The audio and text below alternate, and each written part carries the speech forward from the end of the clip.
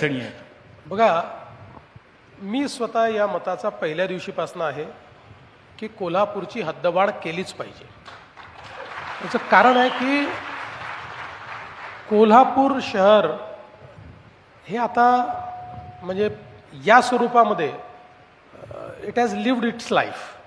आता या स्वरूपात विकास होऊ शकत नाही.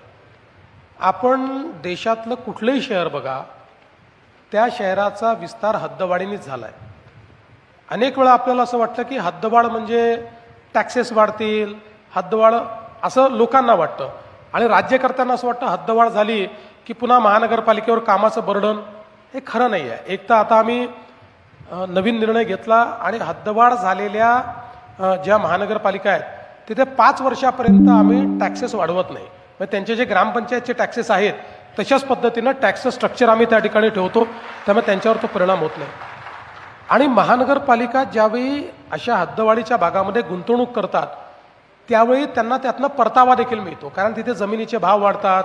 महानगरपालिकेला नवीन कन्स्ट्रक्शन येतं, त्या नवीन कन्स्ट्रक्शनच्या मान्यतेकरता मोठ्या प्रमाणात निधी त्या ठिकाणून मिळतो आणि त्यातनं एक महानगरपालिकेची नवीन अर्थव्यवस्था तयार होते. शेवटी तुमच्या नेटमध्ये नवीन वेगवेगळ्या प्रकारचे त्या ठिकाणी इन्कम सोर्सेस येतात. मागच्या काळामध्ये मी मुख्यमंत्री असताना आम्ही एक प्रयत्न करून पाहिला होता.